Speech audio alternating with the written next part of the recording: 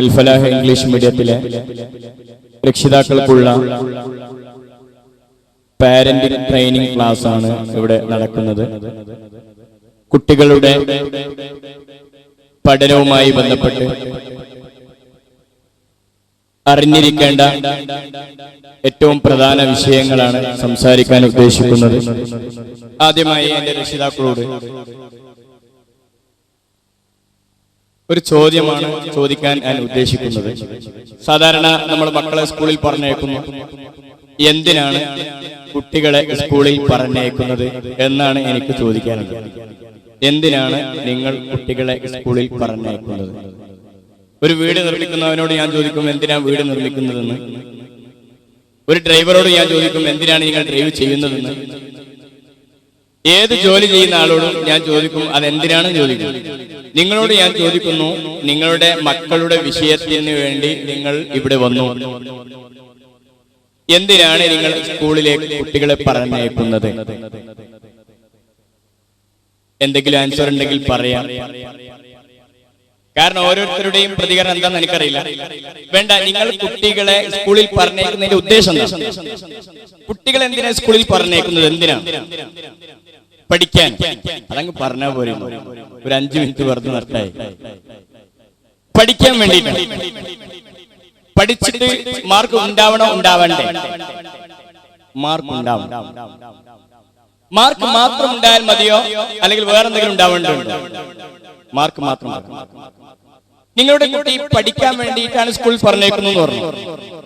നിങ്ങളുടെ ഉദ്ദേശപ്രകാരം കുട്ടി പഠിക്കുന്നുണ്ടോ ഇല്ലേ? ആദ്യം നമ്മൾ നോക്കണേ. പഠിക്കുന്നില്ല,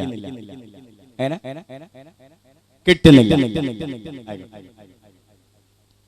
പിന്നെന്താണ് സ്കൂളിൽ പറഞ്ഞേക്കുന്നതുകൊണ്ട് ഉദ്ദേശിക്കുന്നത്? എന്താണ്? പഠിക്കൽ മാത്രമാണെങ്കിൽ നമുക്ക് ആ പഠനവുമായി ബന്ധപ്പെട്ട വിഷയം മാത്രം പറയാം. മറ്റെന്താണ് നിങ്ങൾ ഉദ്ദേശിക്കുന്നത്? അനുസരണ, ദീനീബോധം ഉണ്ടാവണം, അച്ചടക്കം ഉണ്ടാവണം. ഇവിടുത്തെ ഉമ്മമാർക്ക് ഇതൊന്നും ആവശ്യമില്ല. അവർക്കിപ്പോ എന്തായാലും കുഴപ്പമില്ല. വേറെന്താ വേണ്ടത്?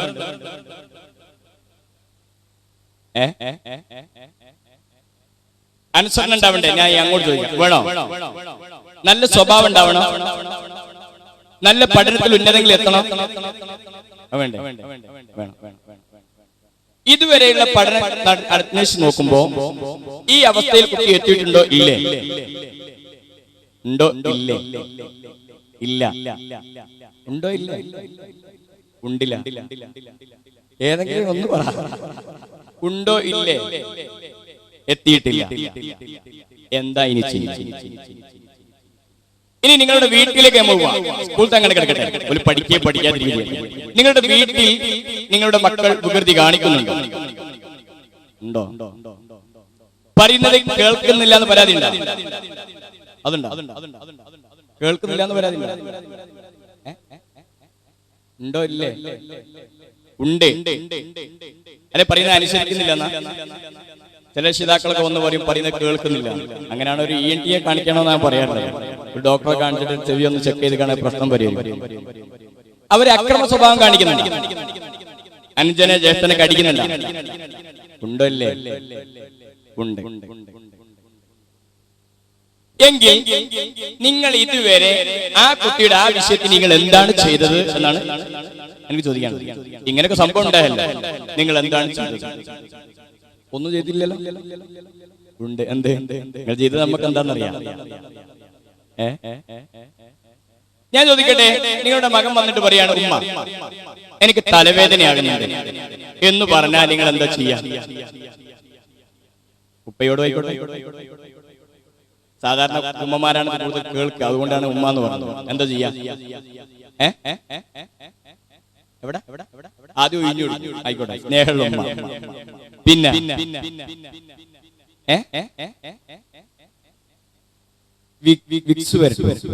നിങ്ങൾ ഭയങ്കര ഡോക്ടർമാരാണ്. ഡോക്ടറെ കാണിക്കോ? ഡോക്ടറെ കാണിക്കുമോ?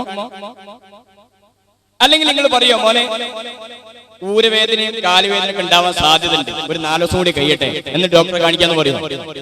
ഇല്ല. ശാരീരിക രോഗമായ തലവേദന ഉണ്ടായപ്പോൾ നിങ്ങൾ ഡോക്ടറെ കാണിച്ചു.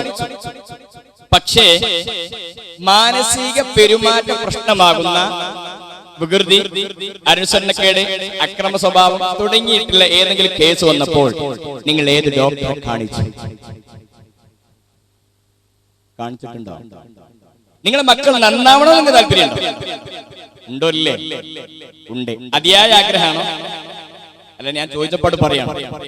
കാരണം ഇന്നത്തെ കേസുകൾ കണ്ടു നോക്കുമ്പോ ഞാൻ മനസ്സിലാക്കുന്ന ചില രക്ഷിതാക്കൾക്ക് മക്കൾ എന്തായാലും കുഴപ്പമില്ല എന്നാണ്. പരീക്ഷയിൽ മാർക്ക് കുറയാണ്. പരീക്ഷയിൽ മാർക്ക് കുറഞ്ഞു, ഇത്രയൊക്കെ കിട്ടുന്നു. 10ൽ 5 മാർക്ക്, 2 മാർക്ക്, 100ൽ 1 മാർക്ക്, ഇങ്ങനെ കണ്ടത്. നിങ്ങൾ പ്രോഗ്രസ് കാർഡ് പരിശോധിക്കാറില്ലേ? വീട്ടിൽ നിങ്ങൾ എന്താണ് ആ കുട്ടിയോട് പെരുമാറുക? എന്ത് പെരുമാറാനാണ്? ഒന്ന് ആലോചിച്ച് നോക്കൂ. നമ്മളുടെ ഏതെങ്കിലും ഒരു പിഞ്ചു പൈതൽ ചെയ്യുന്ന കേസുകൾക്ക് നാം ചെയ്യുന്ന പരിഹാരം എന്താണ്? അത് നല്ലതാണോ ചീത്തയാണോ ഉള്ളത് പറയണം. ഇതൊരു കൗൺസിലിംഗ് ആണ്, തുറന്നു പറയണം. ഇതുവരെ 10ാം ക്ലാസ് പഠിക്കുന്ന കുട്ടിയാണ് ഇവിടെ പഠിക്കുന്നത്. 10ാം ക്ലാസ് വരെ പഠിക്കുന്ന കുട്ടികളുടെ രക്ഷിതാക്കളാണ് ഇവിടെ വന്നത്. ഒന്ന് ആലോചിച്ച് നോക്കുക. ഇന്ന് വരെ എന്റെ ജീവിതത്തിൽ എന്റെ കുട്ടിയോട് ഞാൻ പെരുമാറിയ പെരുമാറ്റം നല്ലതാണോ അല്ലേ? ഇവിടെ കുട്ടികൾ കേൾക്കൂല, അതുകൊണ്ട് ഉള്ളത് പറഞ്ഞു. ശരിയാണോ അല്ലേ? ആണോ അല്ലേ? ആണോ അല്ലേ? നിങ്ങളുടെ കുട്ടി മണ്ണിൽ കളിക്കണം. ഞാൻ ലളിതമായ ഇന്ന് കുട്ടികൾ അനുഭവിക്കുന്ന വിഷമങ്ങളെ പറയുന്നത്. നിങ്ങളുടെ മക്കളെ പ്രതിഭയാക്കാനുള്ള എല്ലാ വഴിയും ഞാൻ പറഞ്ഞുതരാം. ഇന്ന് വീട്ടിലെത്തി ആ പുതിയ ഡ്രസ്സ്, പുതിയല്ല, സ്കൂൾ വിട്ടു വന്ന ഡ്രസ്സിൽ ഇങ്ങനെ കളിക്കുകയാണ്. ഇവിടെ മണ്ണില് നിങ്ങൾ എന്താ ചെയ്യുക? ലളിതമായി പറഞ്ഞാൽ ആരും കേൾക്കണ്ട. എന്താ ചെയ്യാ? എന്താ ചെയ്യാ? ഡ്രസ്, സ്കൂളിന്റെ ഡ്രസ് കടിച്ചു വെക്കണം എന്നാണ് പറയാ? മോനെ, സ്കൂളിൽ നിന്ന് വന്നിട്ട് ഡ്രസ് ഒന്ന് കഴിച്ചു വെക്കുമോ എന്നാ ഏതാ പറയാ? ആദ്യത്തെ അല്ലേ? അതേ പറയൂ. അങ്ങനെ പറയേണ്ടത്. ഈ ആ ഡ്രസ് കഴിച്ചിട്ട് അവന് വീണ്ടും മണ്ണിൽ കളിക്കുകയാണ്. മണ്ണിലേ അവൻ കളിക്കുന്നുള്ളൂ. എന്നാലോ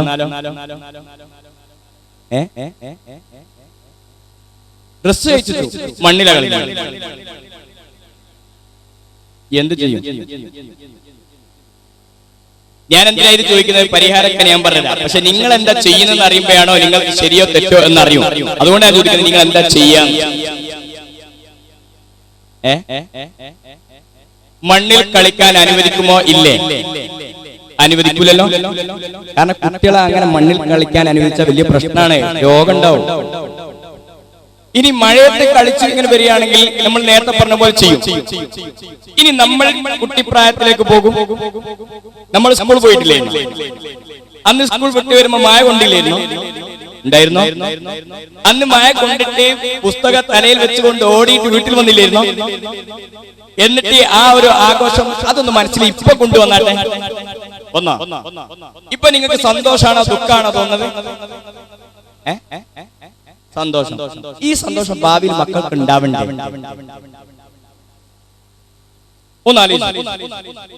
യഥാർത്ഥത്തിൽ ഇന്ന് രക്ഷിതാക്കൾ കുട്ടികളോട് സമീപിക്കുന്ന പെരുമാറ്റത്തിൽ വലിയ പിഴവുകൾ സംഭവിച്ചിരിക്കുന്നു.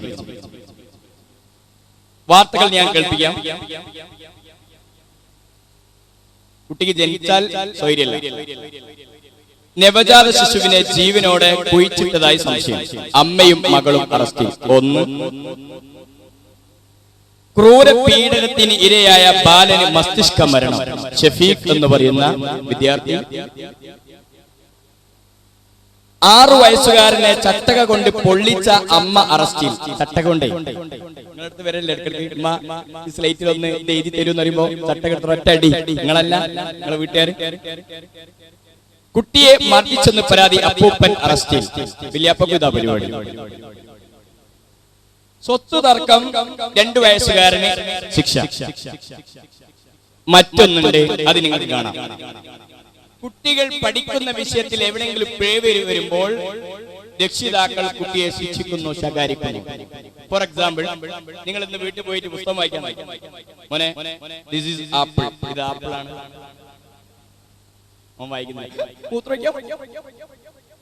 പറയാറില്ലേ? മോനെ വായിക്ക്. This is apple. അമ്മ ഇത്താത്തോട് പോയി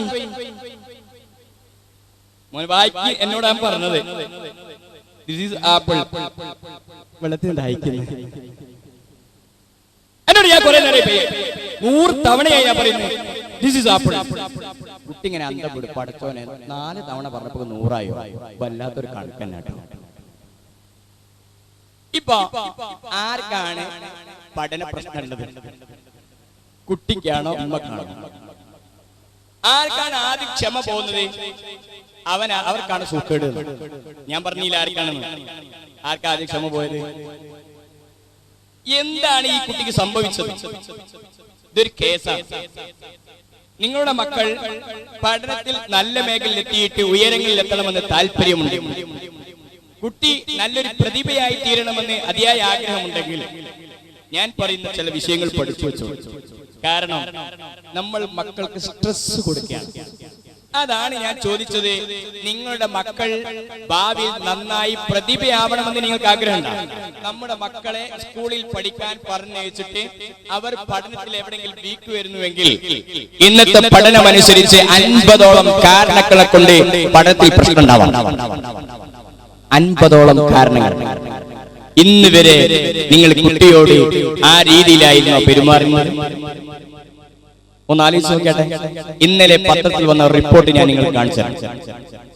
ഇന്നലെ വന്ന കേരളത്തിലെ സ്കൂൾ കുട്ടികളിൽ പകുതിയും ജീവിത ശൈലി രോഗങ്ങളുടെ പിടിയിൽ.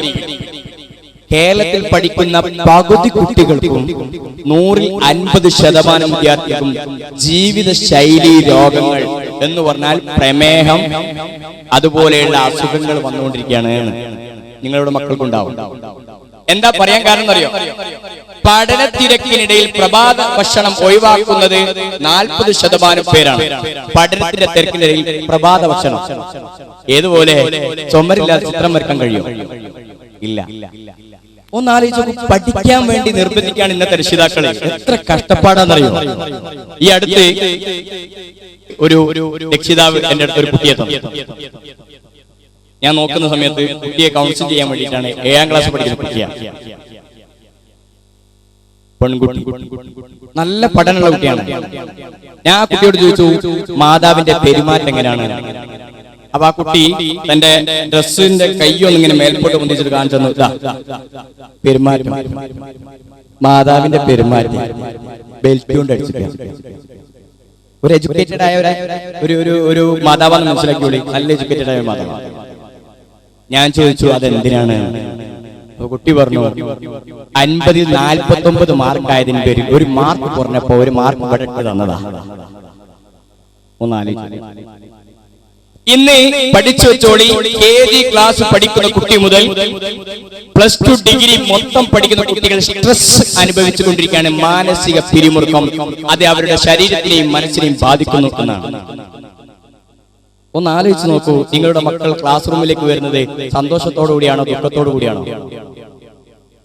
എങ്ങനെയാ വരുന്നത്? ഹാപ്പിയിലാണോ? ആണോ? എന്നാ കേട്ടോളി. മലപ്പുറം ജില്ലയിൽ ഒരു കുട്ടി, ആ കുട്ടി കഴിഞ്ഞ ഓണപരീക്ഷയ്ക്ക് ഒരു എക്സാം എഴുതിയപ്പോൾ ആ പരീക്ഷയിൽ പരീക്ഷ എല്ലാം എഴുതി അവസാനം എന്ത് ചെയ്തു? നാം സോഷ്യൽ സയൻസിന്റെ പരീക്ഷയാണ് അവസാനത്തെ പരീക്ഷ. ആ പരീക്ഷാ പേപ്പറിൽ അവനൊരു സംഭവം എഴുതി. ഇത് അധ്യാപകർ വായിച്ച് ശരിയിടാൻ നോക്കുന്ന സമയത്ത് വായിച്ചപ്പോഴാണ് അധ്യാപകർ നെട്ടി. പ്രിൻസിപ്പളിനെ ഈ വിഷയം അറിയിച്ചു. പ്രിൻസിപ്പൾ എന്നെ പിന്നൊരു കേസ് ഉണ്ട്, നിങ്ങളൊന്ന് കൈകാര്യം ചെയ്യണം. എന്റെ അടുത്ത് കൊണ്ടുവന്നു. ഞാൻ അവിടെ സ്കൂളിൽ തന്നെ പോയി സംസാരിച്ചു. ആ ആൻസർ ഷീറ്റ് വായിച്ചപ്പോൾ 10ാം ക്ലാസ് പഠിക്കുന്ന ഒരു ആൺകുട്ടി എഴുതിയ ആൻസർ ഷീറ്റ് എന്താന്ന് ചോദിച്ചാൽ 4 പേജിൽ അവന്റെ ആത്മഹത്യാ കുറിപ്പായിരുന്നു. 4 പേജ്. ആ പേജിന്റെ അവസാനം ലാ ഇലാഹ ഇല്ലല്ലാഹ് എന്ന് എഴുതിച്ചിട്ടുണ്ട്. കാരണം ഇവന്റെ ഈ പരീക്ഷ അവസാനത്തെ പരീക്ഷയാണ്, ഞാൻ മരിക്കാൻ പോവാണ്. അവനെ കൗൺസിൽ ചെയ്തപ്പോൾ അവൻ പറഞ്ഞു 4 തവണ ഞാൻ എലിവിഷൻ കഴിച്ചു, ഞാൻ മരിച്ചില്ല. കാരണം എന്താ? അഴിമതിയുള്ള എലിവിഷൻ ആയിരുന്നു. എന്തോ കഷ്ടകാലത്തിന് അവന് മരിച്ചില്ല. 4 തവണ എലിവിഷൻ കഴിച്ചു. അങ്ങനെ അതിൽ അവൻ എഴുതുന്നത് എന്താണെന്ന് ചോദിച്ചാൽ ഈ കത്ത് ഞാൻ സമർപ്പിക്കുന്നത് എന്റെ പിതാവിനും എന്റെ ഇത്താത്തക്കും വേണ്ടിയിട്ടാണ്. ഒപ്പം എന്റെ കൂടെ സ്കൂളിൽ പഠിപ്പിക്കുന്ന എന്റെ അധ്യാപകർക്ക് വേണ്ടിയാണ്, എന്റെ ക്ലാസ്സിലുള്ള കൂട്ടുകാർക്ക് വേണ്ടിയാണ്. അവിടെ ഒരാളെ വിട്ടുപോയിട്ടുണ്ട്. എന്നിട്ട് അവൻ പറയുന്നു, ഇത്താത്ത, എനിക്ക് മെക്കാനിക് മേഖലയിലേക്കാണ് എനിക്ക് പോവാൻ താല്പര്യം. പക്ഷേ ആ കഴിവ് എനിക്ക് തെളിയിക്കാൻ കഴിയില്ല. എനിക്ക് ഈ സ്കൂളിൽ വെച്ചുകൊണ്ട് നല്ലൊരു അവാർഡ് നേടണമെന്ന് ആഗ്രഹമുണ്ട്. നിങ്ങൾ എന്ത് ചെയ്യണം? ഇത്താത്ത, നീ അത് നേടിയെടുക്കണം. എനിക്കതിന് കഴിയില്ല. പക്ഷേ എനിക്ക് ഉപ്പയോടും ഉപ്പ എന്നോട് നിങ്ങൾ വെറുപ്പ് തോന്നരുത്. എന്റെ അധ്യാപകരും എന്നോട് വെറുപ്പ് തോന്നരുത്. എന്റെ വിഷയങ്ങളെല്ലാം നിങ്ങൾ മറ്റുള്ളവരോട് പറയണം. ഈ ലോകത്ത് എനിക്ക് സന്തോഷത്തോടു കൂടി ജീവിക്കാൻ എനിക്ക് കഴിയില്ല. എനിക്കൊരു സങ്കടമുണ്ട്. ആ സങ്കടം എന്താണ്? ഞാൻ മരിക്കുന്ന സമയത്ത് എന്റെ മാതാവിനെ കൊലപ്പെടുത്താൻ എനിക്ക് കഴിഞ്ഞില്ലല്ലോ എന്ന സങ്കടമാണ് എനിക്കുള്ളതെന്ന് ആ 10ാം ക്ലാസ്സിൽ പഠിക്കുന്ന ഒരു വിദ്യാർത്ഥി, ഒരു മുസ്ലിം വിദ്യാർത്ഥി, അവൻ എഴുതി വെച്ചുവെങ്കിൽ ഞാൻ അവനെ കൗൺസിൽ ചെയ്തു. അവൻ പറഞ്ഞ കാര്യങ്ങൾ ഞെട്ടിപ്പിക്കുന്നതായിരുന്നു. ഞാൻ അത്ഭുതപ്പെട്ടു പോയി. ഞാൻ എന്റെ ജീവിതത്തിൽ ഒരു കൗൺസിൽ ചെയ്തപ്പോൾ ഈ വിഷയത്തിലാണ്. കാരണം ഒരു കഴിവുള്ള, ഒരുപാട് അവന്റെ ഉദ്ദേശങ്ങളും ലക്ഷ്യങ്ങളുമുള്ള ഒരു കുട്ടി 8ാം ക്ലാസ് മുതൽ ആത്മഹത്യാ ശ്രമം നടത്തിക്കൊണ്ടിരിക്കുകയാണ്. 10ാം ക്ലാസ്സിലെ അവസാനത്തെ പരീക്ഷയിൽ അവൻ 4 പേജ് സാധനം എന്റെ കയ്യിലുണ്ട്, കാണിക്കാൻ സമയത്തിലെത്തതുകൊണ്ട് അവൻ എഴുതിയിട്ടുണ്ടെങ്കിൽ എവിടെയാ പ്രശ്നം? ഇങ്ങനെയാണോ നിങ്ങളുടെ ക്ലാസ് റൂമിൽ, നിങ്ങളുടെ കുട്ടികൾ ക്ലാസ് റൂമിൽ ഇരിക്കുന്നത്? ഒന്ന് ആലോചിച്ച് നോക്കൂ. അതുകൊണ്ട് തന്നെ ഇന്ന് വന്ന രക്ഷിതാക്കളോട് എനിക്കുള്ള ഉപദേശം, നമ്മുടെ മക്കൾ പഠന മേഖലയിൽ എങ്ങനെയായാലും വേണ്ടില്ല, അവർ ആരായി തീരണമെന്നതിനെ കുറിച്ച് ഒരു ബോധം ഉണ്ടായിരിക്കണം. എന്റെ അന്വേഷണത്തിൽ കണ്ടെത്തിയ, ഇന്ന് ലോകത്തെ സൈക്കോ മേഖല കണ്ടെത്തിയ വിഷയമാണ് ഞാൻ നിങ്ങളോട് പറയാൻ പോകുന്നത്. എന്ന് പറഞ്ഞാൽ, കുട്ടിയിൽ പഠനത്തിൽ ജയിക്കുക എന്നത് പ്രധാനമല്ല, ജീവിതത്തിലാണ് വിജയിക്കേണ്ടത്. പഠനത്തിൽ ജയിക്കുന്നതോടൊപ്പം എവിടെ വിജയിക്കണം?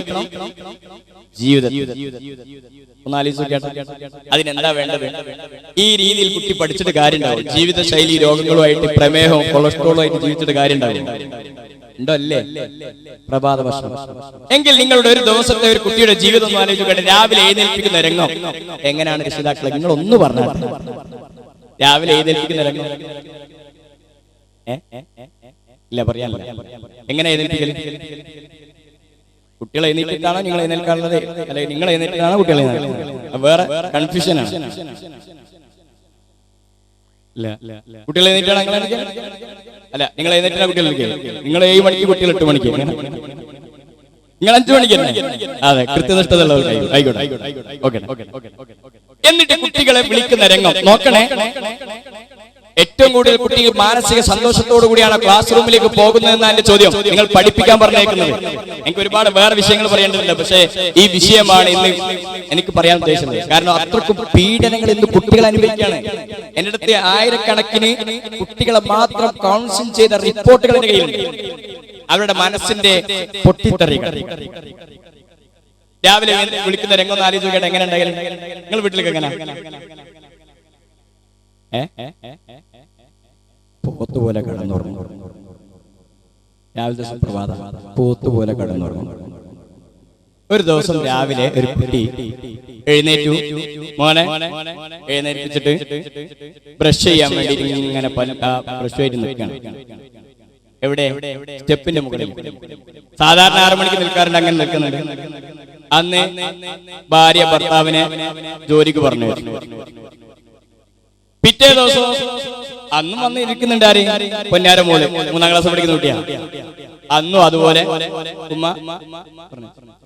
3ാമത്തെ ദിവസം ഇതുപോലെ ആവർത്തിച്ചു. 4ാമത്തെ ദിവസം എന്ത് സംഭവിച്ചു? 6 മണിക്കാണ് ഇയാൾക്ക് ഓഫീസിൽ പോകേണ്ടത്. 6 മണിക്ക് ചായ കിട്ടേണ്ടതായിരുന്നു. ഭാര്യ ചായ കൊണ്ടുവരുന്നത് 6:15. ചായ കൊണ്ടുവന്നപ്പോ അയാൾ പറഞ്ഞു, ജഡ് മോന്തിക്കോന്ന്. ജങ് കുടിച്ചോ? അതിൽ ഇയാൾ ദേഷ്യം പിടിച്ചിട്ട് ഇറങ്ങിപ്പോയി. പോയ സമയത്ത് ഇവളും പിന്നാലെ പോയി. ഞങ്ങൾ ഉണ്ടാക്കേണ്ടിയിരുന്നോ, അതാക്കണ്ടേ ഇതാക്കണ്ടേ എന്നിട്ട് കുറെ സ്വാഗതം നന്ദിയൊക്കെ പറഞ്ഞിട്ട് പറഞ്ഞു. തിരിച്ചു വരുമ്പോണ്ട് ആരിവിടെ സ്റ്റെപ്പുമ്പിൽ നിൽക്കുന്നുണ്ട്, പൊന്നാര വണ്ടി സ്കൂൾ പോകണ്ടേ. ഈ കുട്ടി ഇങ്ങനെ അത്ഭുതപ്പെടും, പടച്ചോനെ 3 ദിവസം ഞാൻ ഇങ്ങനെ ഇരുന്നു, ഒരു കേസുമില്ല, ഇന്നിപ്പോ എന്താ പറ്റിയ കൺഫ്യൂഷൻ. ഞാൻ ചോദിക്കട്ടെ, ഈ കുട്ടിക്ക് നിങ്ങൾ കൊടുത്തത് ആർക്കാ കൊടുത്തത്? ശരിക്കും ആർക്കാ കൊടുത്തിട്ടുള്ളത് പറഞ്ഞാൽ മതി. കൊടുത്തിട്ടില്ലേ? സത്യം പറയാം, ഉണ്ടോ അല്ലേ? ഇനി അഥവാ ഈ കുട്ടിയുടെ മുഖം വാപ്പന്റെ മുഖമാണെങ്കിൽ ഒന്നുകൂടി സ്ട്രോങ് കൂടും. ഒന്ന് ആലോചിച്ചു. ഇതാണ് രാവിലത്തെ രംഗം.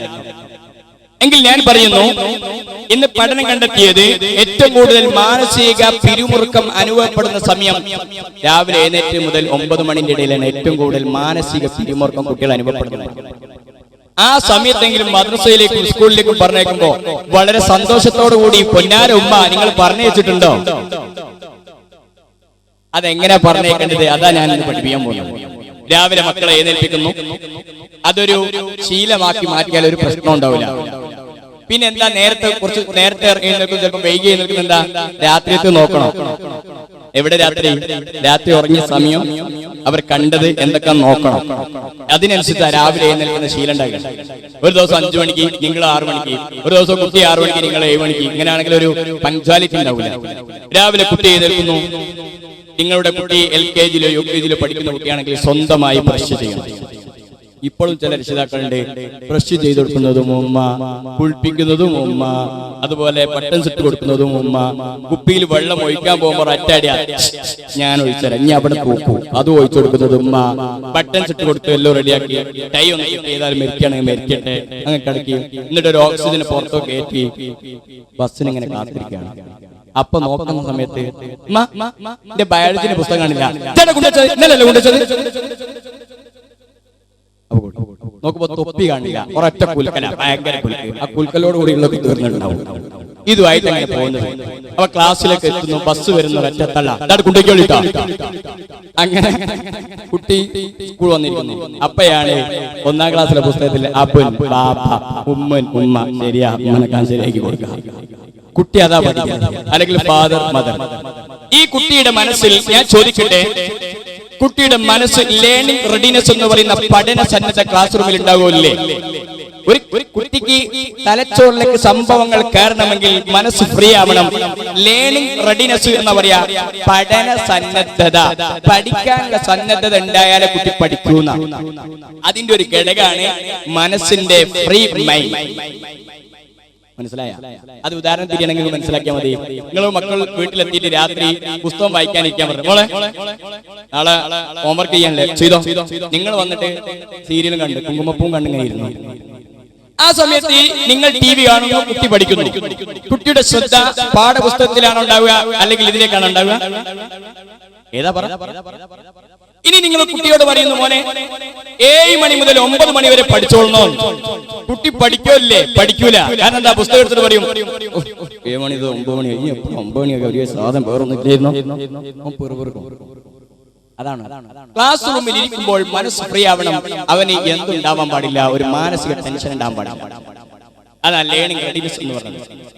എന്നിട്ട് ക്ലാസ് റൂമിൽ ഇരുന്നു കൊണ്ട് പഠിച്ചിട്ട് നിങ്ങള് പഠിപ്പിച്ചതെന്നറിയോ, അനങ്ങാൻ പാടില്ല, ഫസ്റ്റ് റാങ്ക് വാങ്ങണം, അപ്പുറത്തെ കുട്ടീനെ നോക്കി പോകരുത്, അവനേക്കാൾ നല്ല മാർക്ക് വാങ്ങണം, നിർബന്ധിച്ചു. മത്സരം നടന്നു. മത്സരത്തിൽ കുട്ടി തോറ്റുപോവുകയാണ്. കാരണം ഭയം കൂടും മത്സരിക്കുന്ന സമയത്ത്. ഈ മത്സരത്തിൽ ഭയം കൂടുമ്പോൾ സ്ട്രെസ്, പിരിമുറുക്കം അനുഭവപ്പെടും. അത് ശാരീരിക രോഗമായി മാറും. എന്ന് പറഞ്ഞാൽ മനസ്സിന്റെ കേസ് ശരീരത്തിന് രോഗമായി മാറാറുണ്ട്. സൈക്കോ സൊമാറ്റിക് ഡിസീസ് എന്ന അതിന്റെ പേര്. അതായത് നിങ്ങളുടെ കുട്ടിക്ക് സ്കൂളിൽ പോകാൻ ഭയമുണ്ടെങ്കിൽ, പരീക്ഷയ്ക്ക് ഭയമുണ്ടെങ്കിൽ, വയറുവേദന, തലവേദന, ഊരവേദന ഒക്കെ ഉണ്ടാവും. അതാ എനിക്ക് വയറുവേദന വരുന്നുണ്ട് എന്ന് പറയില്ല. എന്താ കാരണം? സ്കൂൾ പേടി, സ്കൂൾ ഓഫ് ഫോബിയ. മനസ്സൊന്ന് ഫ്രീ ആക്കി. വീട്ടിൽ വന്നാൽ വീട്ടിൽ വന്നാൽ ചില കുട്ടികൾ ഈ കൃത്രിമമായി വളർത്തുന്ന കുട്ടികളെ കുറിച്ചാണ്, ബ്രോയിലർ കോഴി ഉണ്ടല്ലോ, അങ്ങനത്തെ കുട്ടികളെ കുറിച്ചാണ് പറയുന്നത്. ഉമ്മ എല്ലാം റെഡിയാക്കിയിട്ട് 4 മണിക്ക് വീട്ടിൽ വരുന്നു, നേരെ ട്യൂഷൻ മാസ്റ്റർ മുമ്പിലുണ്ടാവും. ഇവിടെ ട്യൂഷൻ കൊടുക്കാറുണ്ടാവും രക്ഷിതാക്കൾ? ഇല്ല, സ്കൂൾ തന്നെ പഠിക്കുന്നില്ല, പിന്നെ ട്യൂഷൻ. ട്യൂഷനിൽ 7 മണിക്ക് ശേഷം കുട്ടിയിരിക്കുന്നത് കൊച്ചു ടിവിന്റെ മുമ്പിലാണ്, അല്ലെങ്കിൽ പോകോന്റെ മുമ്പിലാണ്. ഞാൻ ചോദിക്കട്ടെ, ഈ കൂട്ടത്തില് TV ഇല്ലാത്ത ഏതെങ്കിലും വീട്ടുകാരുണ്ടോ? ഉണ്ടോ? 1-2 ആൾക്കാർ. TV ഇല്ലാത്ത ആകെ 4 വീട്ടുകാരല്ലേ.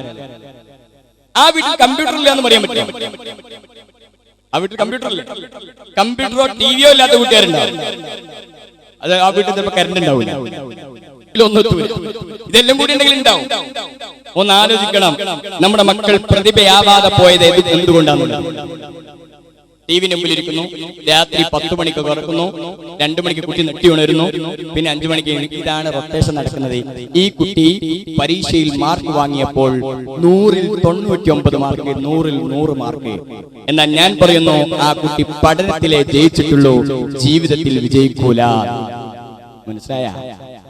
പഠനത്തിലെ ജയിച്ചിട്ടുള്ളൂ. ജീവിതത്തിൽ വിജയിക്കണമെങ്കിൽ എന്ത് വേണം? അതല്ലേ വേണ്ടത്?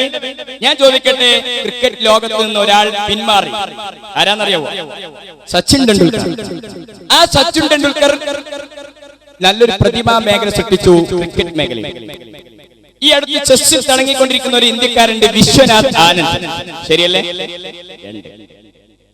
മ്യൂസിക്കിൽ ഓസ്കാർ അവാർഡ് ലഭിച്ച ഒരാളുണ്ട്, റസുൽ ഫുക്കോട്ടി. ഇന്ത്യയുടെ കോടീശ്വരൻ മുകേഷ് അംബാനി.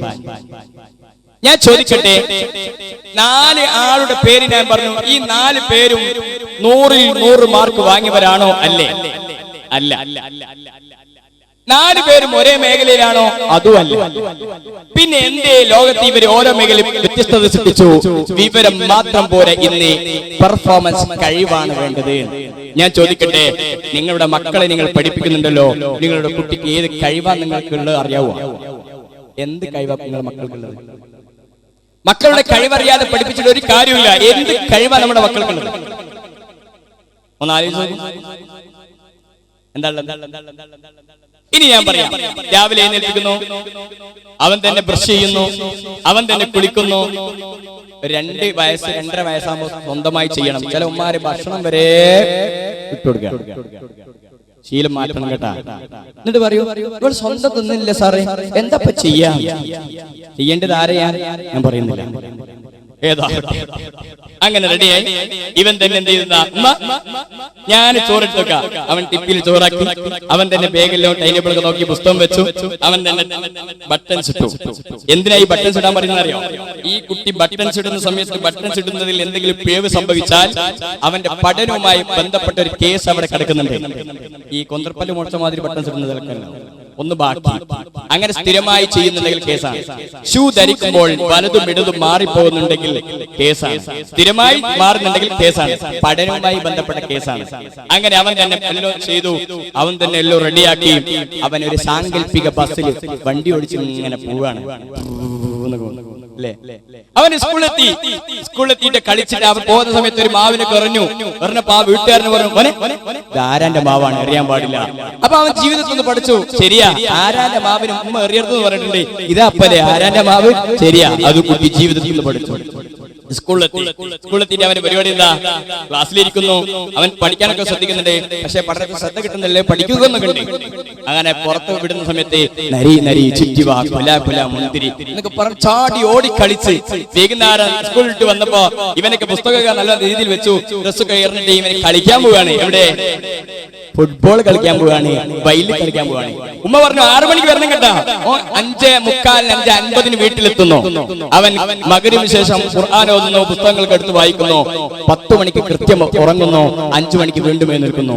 ഞാൻ പറയുന്നു, ആ കുട്ടി പഠനത്തിൽ 100-ൽ 5 മാർക്കാണെങ്കിൽ പഠനത്തിൽ തോറ്റാൽ പോലും ജീവിതത്തിൽ വിജയിക്കുന്നതാണ്. മനസ്സിലായോ? എന്ന് പറഞ്ഞാൽ കുട്ടി പഠന പ്രശ്നങ്ങൾ എന്തെങ്കിലും ഉണ്ടെങ്കിൽ അത് പരിഹരിക്കാവുന്നതാണ്, പക്ഷേ വിജയത്തിലേക്ക് എത്തുന്നു. എന്താ ഇത് പറയാൻ കാരണം അറിയോ? ഇന്ന് വേണ്ടത് എന്റെ രക്ഷിതാക്കളെ നിങ്ങൾ പഠിച്ചു വെച്ചോളൂ.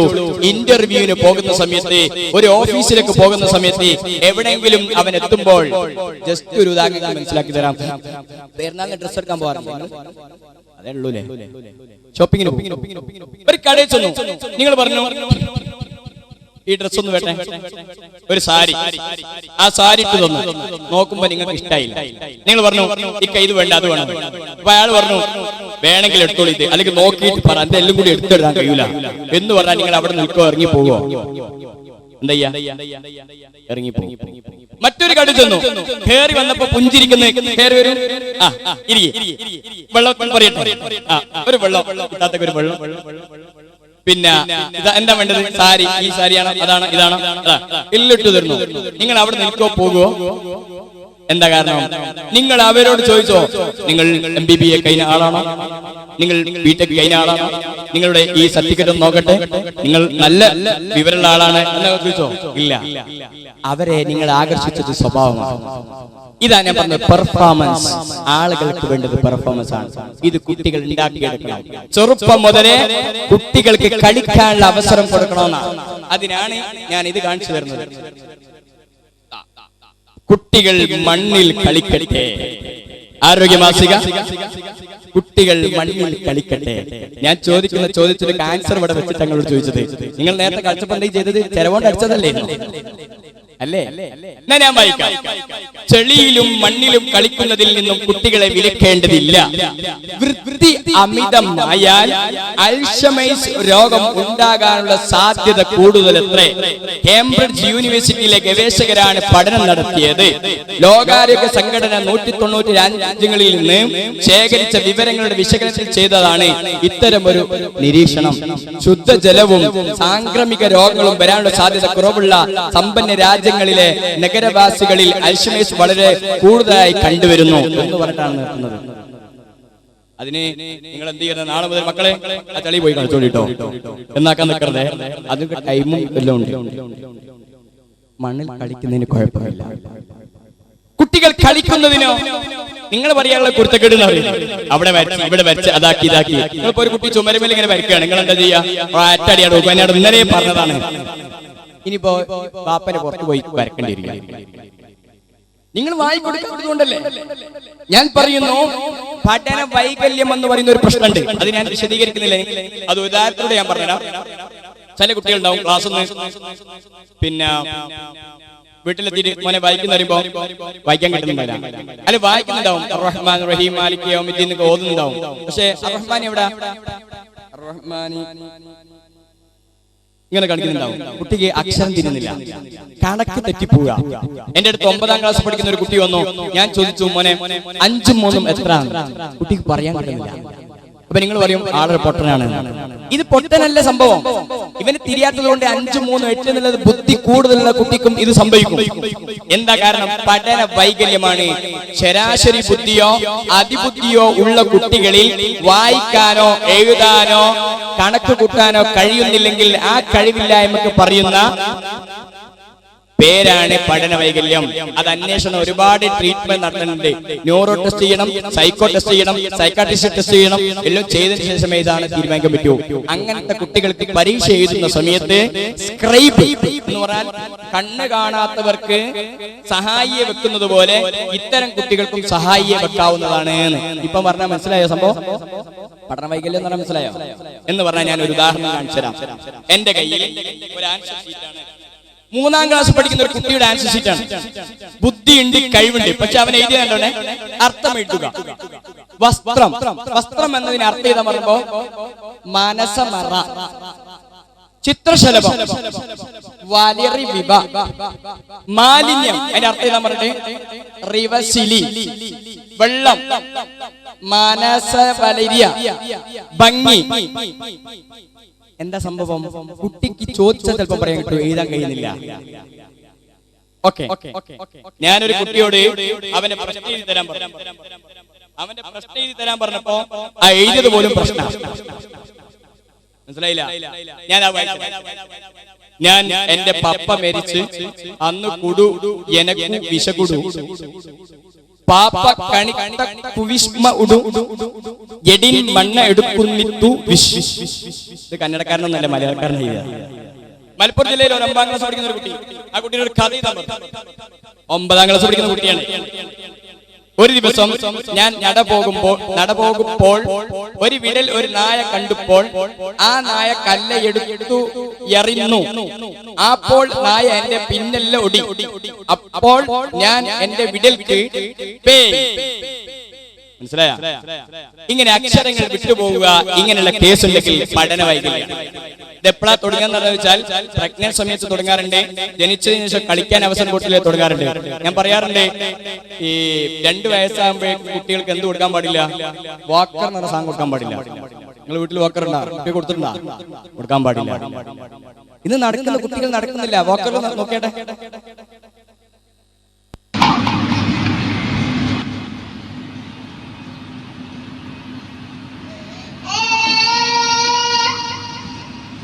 No.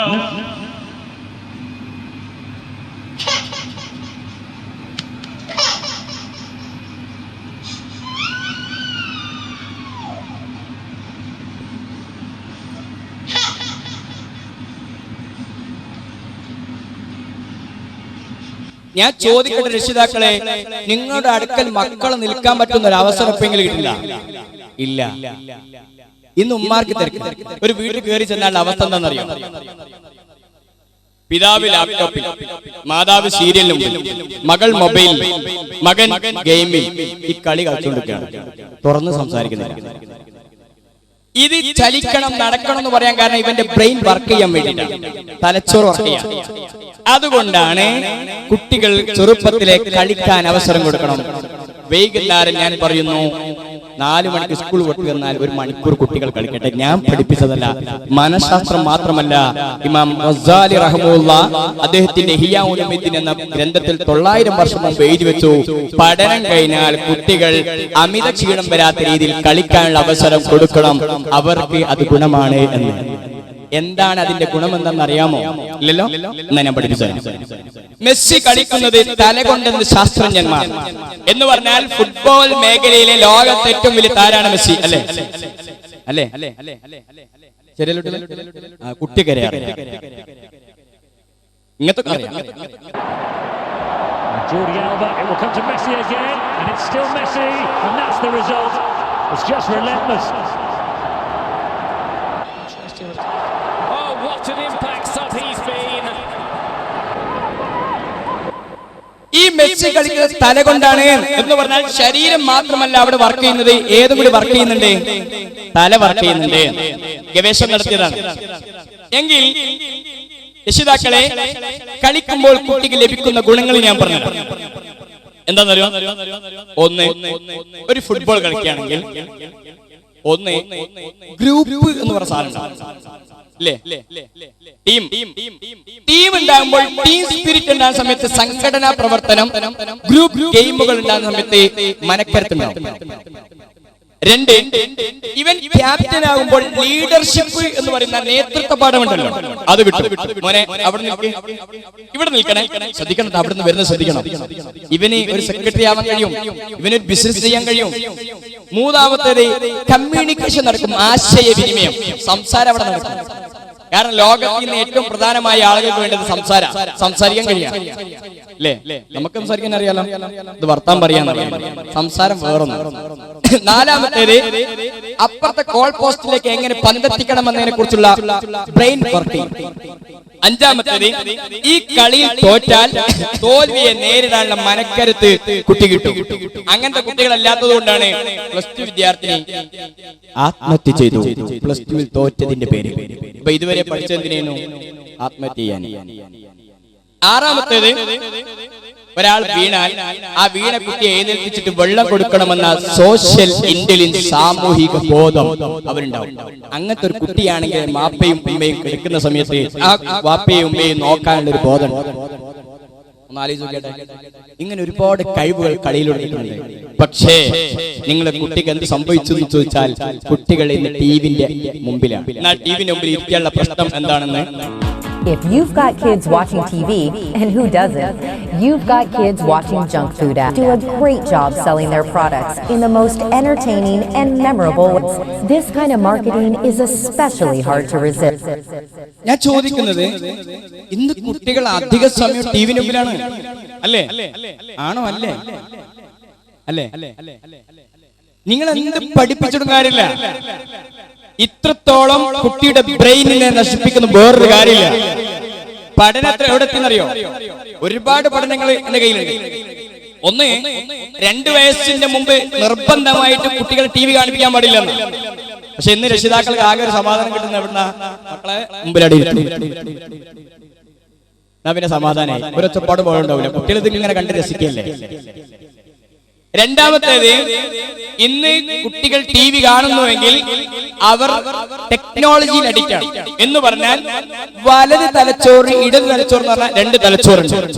ഈ തലച്ചോറിൽ വലതുഭാഗത്താണ് ഭാവന എന്ന് പറയുന്ന ഒരു കഴിവുള്ളത്, ഭാവന. ഈ ഭാവനയെ 2 മണിക്കൂർ ടിവിയുടെ മുമ്പിൽ ഇരുന്നാൽ കുട്ടിയുടെ ഭാവന നഷ്ടപ്പെടും. 1. നമ്പർ 2, സ്ക്രീനിൽ 2 മിനിറ്റ് കൊണ്ട് 10 സീനുകൾ മാറി വരുന്നുണ്ട്. ഒരേ സീനാണ് വരുന്നത്, പരസ്യം ഒന്ന് വന്ന് മറ്റൊന്ന് അല്ലേ, 10 ക്ലിപ്പുകൾ ഇങ്ങനെ മാറി വരുന്നുണ്ട്. ഈ മാറ്റം കുട്ടിയുടെ തലച്ചോറിനെ ക്ഷതമേൽപ്പിക്കുന്നുണ്ട്. 3, ടിവിയിൽ റിമോട്ട് കൊണ്ട് ഇങ്ങനെ മാറ്റിക്കൊണ്ടിരിക്കുന്ന സമയത്ത്, റിമോട്ട് കൊണ്ട് മാറ്റുമ്പോൾ ഈ കുട്ടിക്ക് സ്വന്തമായ അഭിപ്രായം പറയാനുണ്ടാവുന്ന സ്വാതന്ത്ര്യം നഷ്ടപ്പെടുന്നു. 4, TV കാണുന്ന കുട്ടിയിൽ അമിതവണ്ണം, ശ്രദ്ധക്കുറവ്, ഹൈപ്പർ ആക്ടിവിറ്റി എന്ന് പറഞ്ഞാൽ അമിത വികൃതി, പ്രമേഹം, ആശയവിനിമയം നടത്താനുള്ള കഴിവില്ലായ്മ, മാനസിക പിരിമുറുക്കം തുടങ്ങിയ കാര്യങ്ങളെല്ലാം ഉണ്ടാവും. അത് തിരിയണമെങ്കിൽ പെട്ടെന്ന് മനസ്സിലാവാം. സാധാരണ കുട്ടി പിന്നെ TV കണ്ടുകൊണ്ടിരിക്കുന്നു. ഇപ്പൊ നിങ്ങൾ വന്നിട്ട് മോനെ ഇപ്പൊ കാണണ്ട എന്ന് പറഞ്ഞാൽ നിങ്ങൾ കുട്ടി എന്താ ചെയ്യാ? അക്രമ സ്വഭാവം കാണിക്കുമല്ലേ? കാണിക്കും. കാരണം കുട്ടി ഇതിന് എന്തായിട്ടുണ്ട്? അഡിക്റ്റ് ആയിട്ടുണ്ട്. ആ അഡിക്ഷനാണ് TV കാണുന്നതിനെ ചൊല്ലി തർക്കം. അച്ഛൻ മകനെ കുത്തിക്കൊന്നു. കടക്കൽ, കേരളത്തിലാണ്. തൂങ്ങി മരണം അഭിനയിച്ച വിദ്യാർത്ഥി സാരി കഴുത്തിൽ മുറുകെ മരിച്ചു. തൂങ്ങി മരണം. കാരണം ടിവിയിലുണ്ടാവും തൂങ്ങി മരിക്കുന്നത്. നിങ്ങളെ ചില കുട്ടികളുണ്ടാവും സൂപ്പർമാൻ, ഈ കാർട്ടൂൺ കാണുന്ന കുട്ടികൾ. കാർട്ടൂൺ കണ്ടില്ല? സൂപ്പർമാനാണോ സ്പൈഡർമാനോ ഏതാ കാണാറുള്ള മക്കള്? രണ്ടും കാണും, അതല്ലാത്തതും കാണും. ഈ കാണുന്ന കുട്ടി ഇതുപോലെ അനുകരിക്കുമെന്നാണ്. കാരണം മനഃശാസ്ത്രം പറയുന്നു കുട്ടികൾക്ക് അനുകരിക്കാനുള്ള സ്വഭാവം ചെറുപ്പത്തിലെ തുടങ്ങുന്നില്ല. അതുപോലെ അനുകരിക്കും കുട്ടികൾ. കണ്ടത് മുഴുവനും 2 മാസമാകുമ്പോഴേക്കും അനുകരിക്കാൻ തുടങ്ങുന്നു.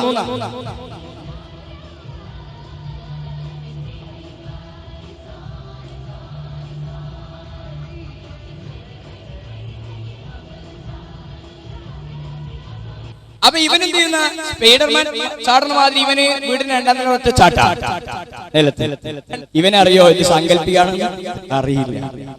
ഇവൻ എന്താണ് ചെയ്യുന്നത് അതനുസരിച്ച് അനുകരിക്കുന്നത്. ആ അനുകരണമാണ് ഇതിലേക്ക് എത്തുന്നത്. നിങ്ങളുടെ മക്കൾ ഭാവിയിൽ പ്രതിഭകളാവണമെന്ന് താല്പര്യമുണ്ടെങ്കിൽ ടൈം വെച്ചുകൊണ്ട് കുട്ടികൾക്ക് അത്യാവശ്യമുള്ള എന്തെങ്കിലും ഗുണപാഠപരമായ എന്തെങ്കിലും ഉണ്ടെങ്കിൽ അത് മാത്രം കാണിച്ചിട്ട് അവരെ അതിൽ നിന്നും മാറ്റിയാൽ മാത്രമേ നേരത്തെ പറഞ്ഞ അക്രമ സ്വഭാവം, നേരത്തെ പറഞ്ഞ ജീവിതശൈലി രോഗങ്ങൾ മുഴുവനും ഇല്ലാതാക്കാൻ കഴിയും. ഇന്ന് ഞാൻ പ്രതിപാദിക്കുന്നത് ഏതാന്ന് ചോദിച്ചാൽ, കുട്ടി പഠനത്തിൽ കഴിവ് തെളിയിക്കുന്നതോടൊപ്പം അവൻ സ്വഭാവത്തിലും നല്ല കുട്ടിയായി തീരണം.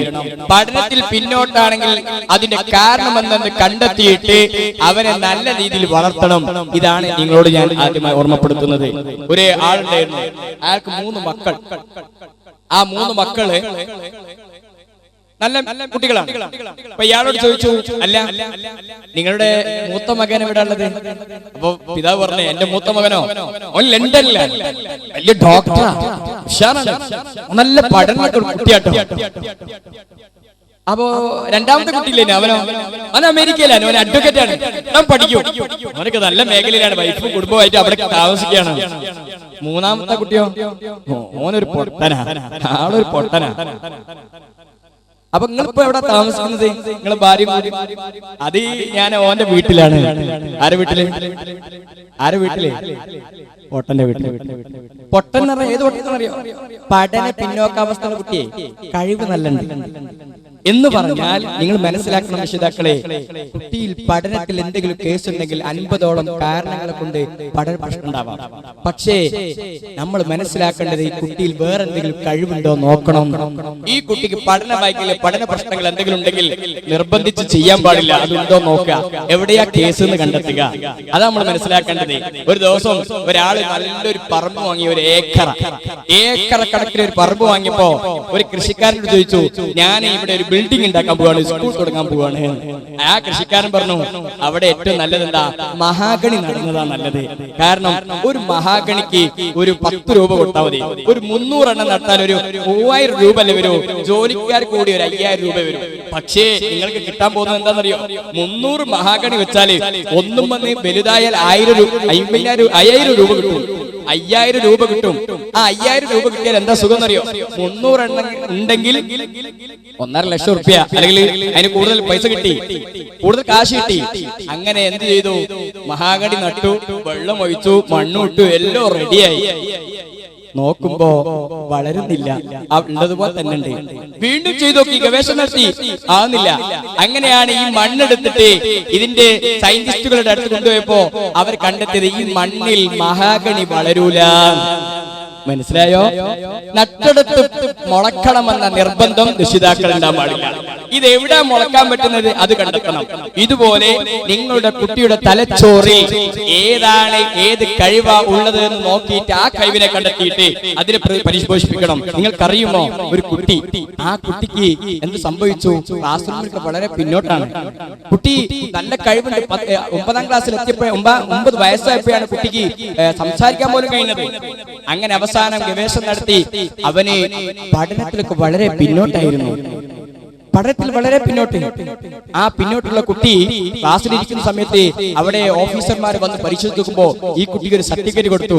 എന്താ സർട്ടിഫിക്കറ്റ്? ഇവന് ബുദ്ധിമാന്ദ്യം ഉണ്ട് എന്നാണ്. സർട്ടിഫിക്കറ്റ് കാണിച്ചു നോക്കുമ്പോ ഇവനൊരു മന്ദബുദ്ധി എന്നാണ്. ആര് പറഞ്ഞത്? ഈ ഓഫീസർ പറഞ്ഞത്. ഉമ്മ പറഞ്ഞു, മാതാവ് പറഞ്ഞു, മോനെ നീ എന്റെ കുട്ടിയാണ്, നീ രോഗമുള്ള കുട്ടിയല്ല, നീ നല്ല കുട്ടിയാണ്.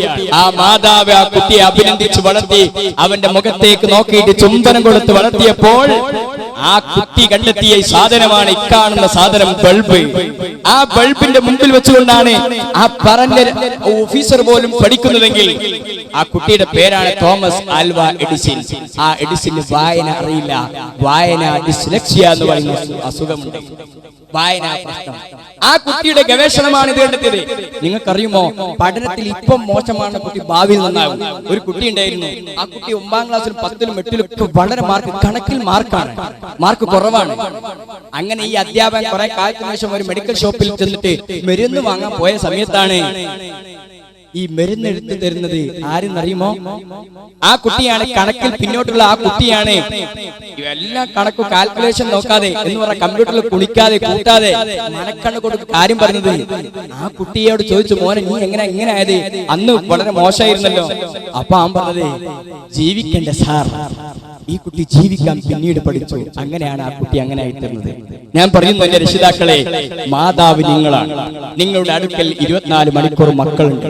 ജനിച്ചതു മുതൽ ആ കുട്ടിയെ നിങ്ങൾ അടുത്തേക്ക് വിളിച്ചിട്ട് മനസ്സ് തുറന്ന് സംസാരിക്കാനുള്ള അവസരം കൊടുക്കണം. അതില്ല എങ്കിൽ കുട്ടിയുടെ മാനസിക പ്രശ്നങ്ങൾ കുട്ടി തുറന്നു പറയില്ല. ഒരുപാട് കേസുകളുമായിട്ടാണ് ഇന്ന് കുട്ടികൾ ഇരിക്കുന്നത്. അതുകൊണ്ട് നിങ്ങളാകുന്ന മാതാവാകുന്ന മാതൃദിനമാണ്.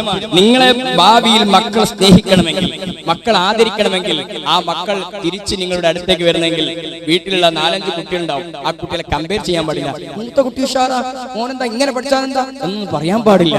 കാരണം ഓരോരുത്തർക്കും വ്യത്യസ്തമായ കഴിവുകളാണ് നൽകിയിട്ടുള്ളത്. അതുകൊണ്ട് എന്റെ രക്ഷിതാക്കളെ, ഈ മാതൃദിനത്തിൽ നല്ലൊരു മാതാവാവുക, മക്കൾക്ക് മാതൃകയാകുന്ന മാതാവാവുക. ഒരൊറ്റ കഥ പറഞ്ഞ് ഞാൻ അവസാനിപ്പിക്കുകയാണ്. കുട്ടിയോട് പറഞ്ഞു, സഞ്ചരിക്കുന്ന സമയത്ത് മോനെ സത്യമേ പറയാവൂ എന്ന്. ആ കുട്ടി പോകുന്ന സമയത്തല്ലേ കൊള്ളക്കാര് വന്നത്, പണം വെച്ച് കൊടുത്തിട്ടില്ലായിരുന്നോ? അപ്പൊ ചോദിച്ചു, മോനെ എന്റെ കയ്യിൽ എന്തോ ഉണ്ടോ? അവൻ പറഞ്ഞു, സ്വർണ്ണനാട് എന്റെ കീശയിലുണ്ട്. ഇവർ അത്ഭുതപ്പെട്ടു, കൊള്ളക്കാരൊക്കെ അത്ഭുതപ്പെട്ടു. എന്താ ഇയാൾ പറയുന്നത്? സാധാരണ മോശം നടത്താൻ വന്നിട്ടാണെങ്കിൽ സത്യം പറയൂലല്ലോ, കള്ളത്തരല്ലേ. അപ്പൊ എന്റെ ഉമ്മ പഠിപ്പിച്ചത് സത്യം പറയാനാണ്. ആ കൊള്ളക്കാര് മുസ്ലിമായി. ഒന്ന് ആലോചിച്ച് നോക്കിയാട്ടെ, നമ്മൾ ഈ വന്നിരിക്കുന്ന രക്ഷിതാക്കൾ ഇന്ന് വീട്ടിലെത്തിയ കുട്ടികളോട് മക്കളെ സത്യമേ പറയാവൂ എന്ന് പറയാൻ ധൈര്യമുള്ള രക്ഷിതാക്കൾ ആരെങ്കിലും ഉണ്ടോ? ചെറിയ ചെറിയ ചിത്രം പറഞ്ഞിട്ടില്ലേ നമ്മള് ഇല്ലേ? ഈ നമ്മൾ ആ മക്കളോട് പറയാൻ പറ്റുമോ മോളെ സത്യം പറയാൻ? അങ്ങനെ പറഞ്ഞിട്ടുണ്ടായിരുന്നെങ്കിൽ മോനെ ഞാൻ സത്യമേ പറയാറുള്ളൂ, നീയും സത്യം പറയണമെന്ന് പറഞ്ഞിട്ടാണെങ്കിൽ എത്ര ആൾക്കാരെ ഓനെ മനഃപരിവർത്തനപ്പെടുത്താൻ കഴിയും. അതുകൊണ്ട് നല്ല മാതാവും നല്ല പിതാവുമായി മാറുക. അല്ലാഹു തആല തൗഫീഖ് നൽകുമാറാവട്ടെ എന്ന് മാത്രം പറഞ്ഞുകൊണ്ട് ഞാൻ അവസാനിപ്പിക്കുന്നു. വെറും 2-3 മിനിറ്റ്. നിങ്ങൾക്ക് എന്തെങ്കിലും ഡൗട്ട് ഉണ്ടെങ്കിൽ ചോദിക്കാം. ഈ വിഷയ സംബന്ധമായി കുട്ടികളോട് എങ്ങനെ പെരുമാറുന്നുള്ള പുസ്തകമുണ്ട്, നല്ല കുടുംബം എന്ന് പറഞ്ഞ CD ഉണ്ട്, കിട്ടുമ്പോൾ വാങ്ങാവുന്നതാണ് ഓർമ്മപ്പെടുത്തുന്നു. എന്തെങ്കിലും ചോദിക്കുകയാണെങ്കിൽ ചോദിക്കാം. കുട്ടികളെ മുൻഗണന എടുക്കുന്നുണ്ട്. എന്താണ് വീട്ടിൽ TV ഉണ്ടോ? TV ഉണ്ട്. അത് ശരിയാണ്. ഞാനതിന് അടിമയല്ല, കാണലില്ല. കുട്ടികളെ കാണുന്ന സമയത്ത് നിങ്ങൾ എന്താ പറയാറുണ്ടോ? പറയലൊക്കെ ഉണ്ട്. ചെയ്യരുത്. നിങ്ങളുടെ കൺട്രോളിലാണോ TV ഉള്ളത്? അതാണ് ബുദ്ധിമുട്ട്. കമ്പ്യൂട്ടർ TV പ്രൈവറ്റ് റൂമിലാണോ ഡൈനിങ് ഹാളിലാണോ? പ്രൈവറ്റ് റൂം എന്ന് പറഞ്ഞാൽ റൂമിലാണോ അല്ല ഡൈനിങ് ഹാൾ മൊത്തമായിട്ട് എല്ലാവർക്കും കാണാൻ പറ്റുന്ന രീതിയിലാണോ? എങ്ങനെയുള്ളത്? ഡൈനിങ് ഹാളിൽ വെച്ചാണെങ്കിൽ എല്ലാവരും കാണും, പക്ഷെ സ്വന്തം റൂം ഉണ്ടാവും, ഒരു റൂം, ആ റൂമിൽ മാത്രമാണോ? എന്ന് പറഞ്ഞാൽ ആ റൂമിൽ നിങ്ങളാണ് താമസിക്കുന്നത്, കുട്ടികൾ മാത്രമാണ് താമസിക്കാറുള്ളത്, എടുക്കാറുള്ളത്? കുട്ടികൾ കിടക്കുന്ന റൂമിൽ TV വെക്കാനേ പാടില്ല. ഇനി TV വെക്കേണ്ട നിയമം എന്ന് പറഞ്ഞാൽ പബ്ലിക് ആയിട്ട് വെക്കണം. ഡൈനിങ് ഹാളിൽ, റൂമിൽ വെക്കരുത്. പാരന്റിംഗ് കൺട്രോളിംഗ് അറിയും നിങ്ങൾക്ക് വേണം. കമ്പ്യൂട്ടർ ഉണ്ടെങ്കിൽ പാരന്റിംഗ് സോഫ്റ്റ്വെയർ ഉണ്ട്, കൺട്രോളിംഗ് സോഫ്റ്റ്വെയർ ഉണ്ട്. ആ സോഫ്റ്റ്വെയർ ആണ് എന്ന് പറഞ്ഞാൽ നിങ്ങളുടെ സമ്മതത്തോടു കൂടിയേ ആ പാസ്വേഡ് കൊണ്ട് തുറക്കാൻ കഴിയുമോ? അങ്ങനത്തെ അവസരം മൊബൈൽ ആണെങ്കിലോ അതും നിങ്ങളുടെ കയ്യിലായി, കൺട്രോളിലേക്ക്.